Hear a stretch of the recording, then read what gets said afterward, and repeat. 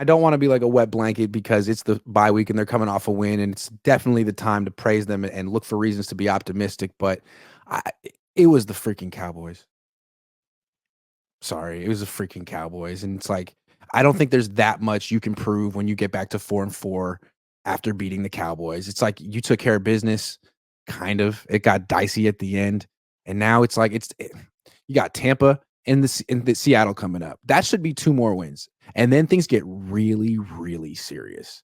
Now you got to face you got to like beat a caliber of team that you haven't beaten yet. You haven't beaten any team like the Packers yet, or the Bills, or the Bears. I mean, you already lost to the Rams and Cardinals. That Dolphins team is, I mean, who knows what they're going to be? That you could lose to them too. So at 6-4, we expect them to be, although they haven't won back-to-back games yet. Like, are they going to lose to Tampa? They haven't won back-to-back games. Every time they win a game, they celebrate themselves. They say it's Dub City, and they find a way to lose a game they should win right after. So I'm curious, like, what's up with this Niners team? Are you going to do a little victory lap and celebrate Halloween? Yeah. Anyone who's dressing up for Halloween isn't serious about football. I'm just kidding. But I'm just kidding. But like, seriously, are you going to like feel yourself a little too much like you do every single time you win a game? We're back. Are you? We'll see. Win a second game in a row. That is absolutely a legitimate criticism of this team. They do seem to feel themselves. Fred Warner talked about it. Like in the post-game presser, he said, like, we don't want to get in a situation where like we win a game, we feel good, then we lose, and all of a sudden our back is against the wall, so we blow up again. Like, no, just keep winning. How about that? They've already had 2 must-win games this year, it feels like. Yes. We're not even in November. And then they've already been back like 3 times this year. It's like, what are they? Yeah, that's legit. And I do think you have to put some of that on the coaching. Like, you got to get rid of this culture in the locker room, that belief that like, okay, we're good now. Like, no, you have to keep the grind, keep the focus. And Kyle talked about that on KMBR today, about how he said for the first time this season, he saw sort of the desperation during the week. He said not on Sunday. Like, he doesn't doubt them playing hard on Sundays, but he said he saw essentially a different level of focus and desperation during the week, similar to what he had seen from past 49er teams when they would go on those second half runs. So that is good. And it's good that they have that there. But like, I just wish they didn't wait to get to this point every year before they flip that switch. So he called it desperation and focus. Those were the 2 words he was. Don't quote me. Let me see if I can pull the audio up really quick, because I don't want to misquote him.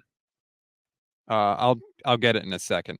That's okay. Sorry, it doesn't necessarily matter the exact words he chose, but I'm just gonna sort of like turn it around right now. Because I mean, to me, focus is the issue here with the 49ers. Focus. And they win this game, and 97 does what I don't even want to bring it up, but it's like, because it's controversial, but like, that's not focus. That's not football focus. That's like, and he even said like, it's an important time. Nah, man, you just won a game. Talk about football. That's the focus we're trying to talk. Like, you just won 1 game. You're trying to go on a 2-game winning streak. And it's like, well, we got to have a side conversation and do a little side quest over here. No side quests. No more side quests, guys. That's what I'm saying. Yeah, I mean. And he's not the only one who's gone on side quests this year. There's a lot of side quests with the 49ers. Yeah. All right, I think I have the audio. Here's Kyle Shanahan on KMBR earlier today.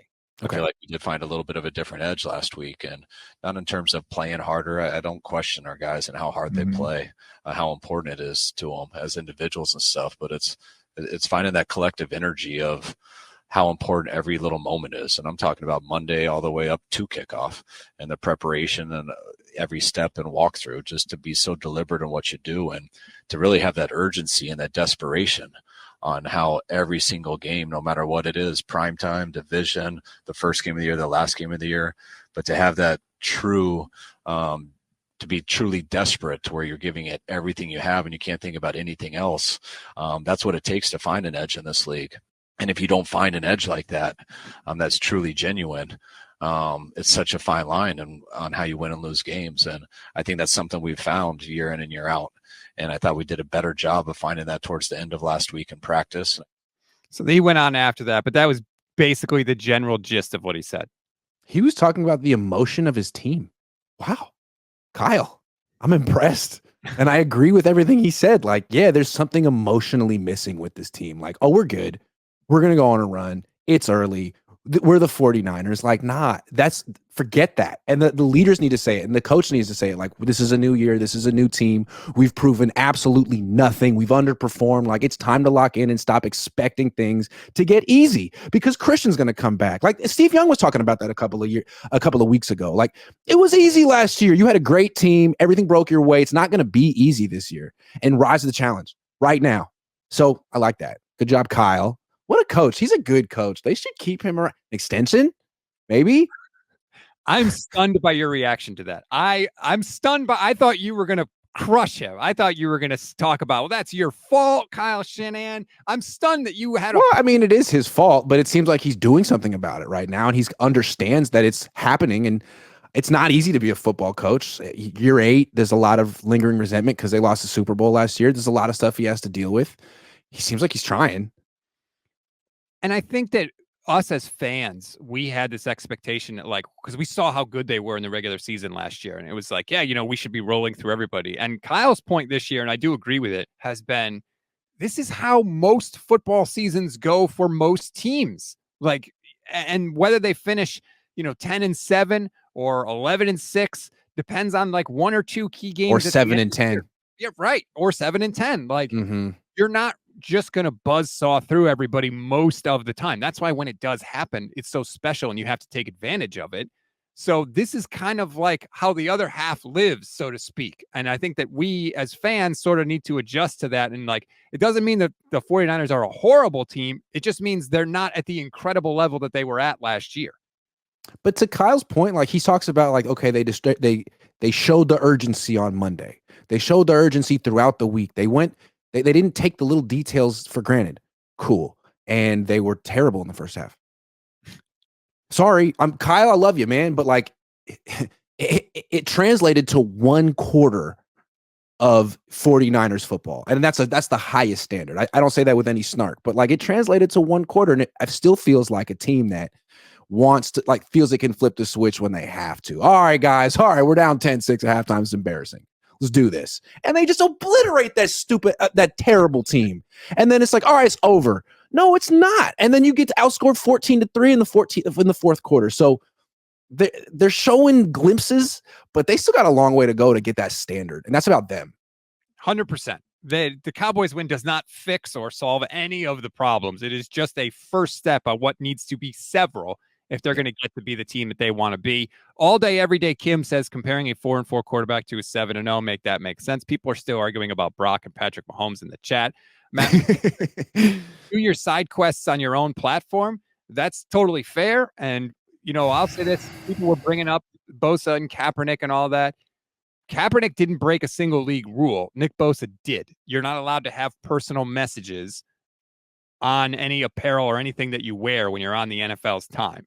What if I just did that right now midstream without telling you, hey, to put a hat on and be like, hey, it's an important time, do this. And you'd be like, whoa, you didn't tell me.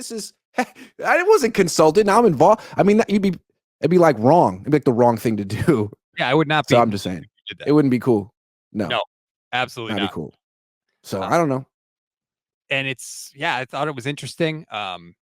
If anybody's shocked by this, like, you haven't been paying attention to Nick Bosa. I'll say that. Like, this was never really in doubt which side he was on.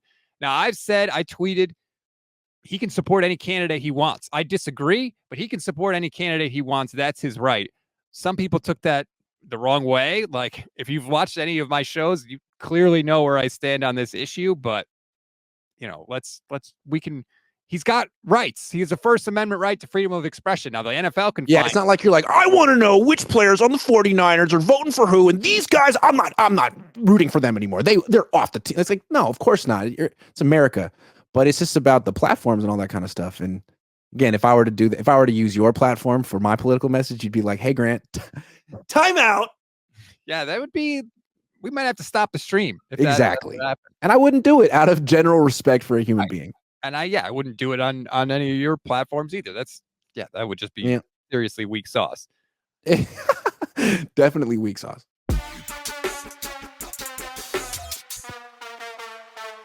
Bye.